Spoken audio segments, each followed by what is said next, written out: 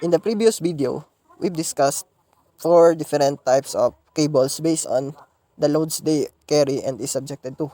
So the first one, the cable is carrying concentrated loads. So it forms segments that has forces that is different from each other. They carry different forces in it. Second is the cable carries distributed but not uniform loads. And the third one is distributed and uniform is the load that it carries. And the third one, or the fourth rather, is a catenary or the shape is not parabolic and it carries itself weight. The rest, these three, their weight is negligible and assumed to be nothing or there's no weight we are considering when we solve that. Now, in this video, I'll be deriving some quick formulas we can use when we're solving with cables that carries uniform distributed load, just like this one here. So how do we find the tension on this cable? So this here is a cable. You know that this is a cable that carries that weight, this one. So how? To do that is we locate the lowest point on the cable. That's the first step. So I think this is the lowest point on the cable. After we locate the lowest point on the cable, we write our reference axis on that point. So this is our y-axis and this is our x-axis. Now that we have that, we will next label the points. Say that this is A here at the left support, here is B at the right support, and then at the lowest point of the cable, we refer that as C. Now question, why do we pick the lowest point of the cable? So the answer is, when we choose the lowest point of the cable, the only force acting to that is the horizontal component. That is why. Because if we move to the right, our cable here becomes steeper, or the slope becomes steeper.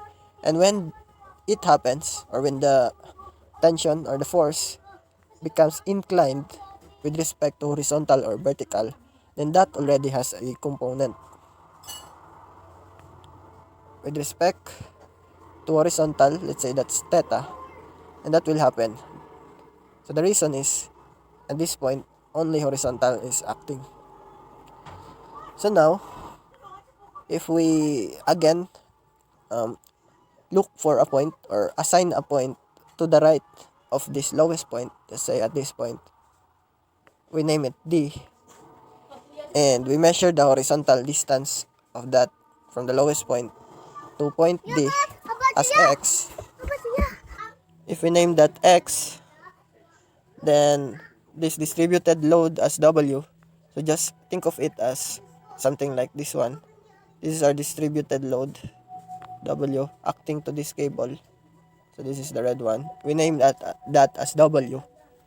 It's like that. Then if we isolate this segment CD here, that CD, we will have like this. C is the lowest point and D is a random point to the right of C. So again, there is a distributed load acting to this cable. Like that. And this is the distributed load. Then again, as I said a while ago, this is the tension. Here at C, the only force, horizontal. And then here, tension as well. But inclined at an angle theta. Since this is a distributed load, we can change it into concentrated load by saying this weight is acting at this span X. You know that this is X. So this is WX. That is acting, since this is rectangular, then this is just acting X over 2. X over 2 from ends. Alright? So now we have 3 forces here. This resultant W times X. This tension here, let's name it as T sub naught, or the tension at the origin, since this is our origin at C.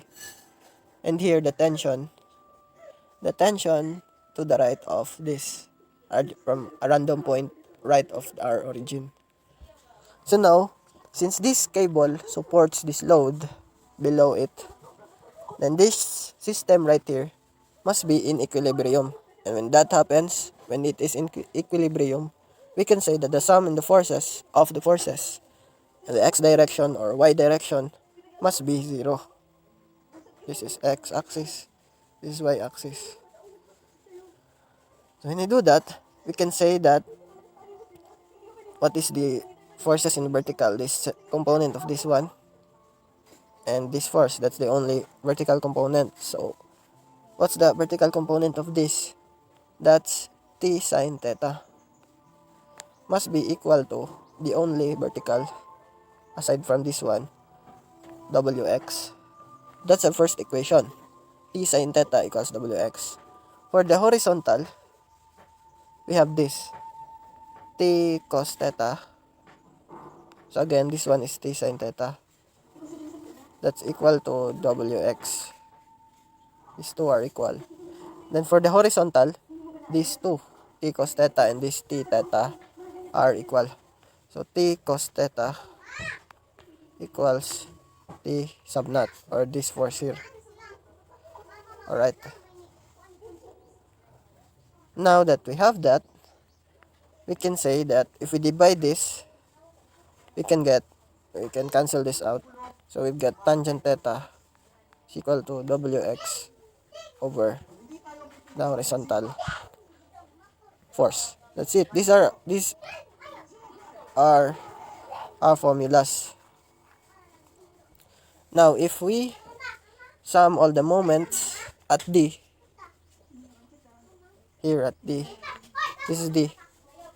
If we sum all the moments at D, and this one, we name it Y, the distance from the x-axis towards D, point D, we can say that this force creates clockwise moment about D, right?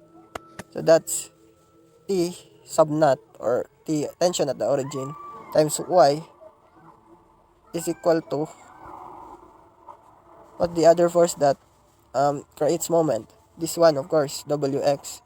So it rotates here, that point from D, it rotates the system counterclockwise. So it is equal to this force, wx, this force, times x over 2. So now if we rearrange that, we'll get placing it to the other side. So w over this one, 2 times the force in the horizontal times x squared. So these are the formulas we can use. So that's how we analyze cables that is being subjected by uniform distributed load.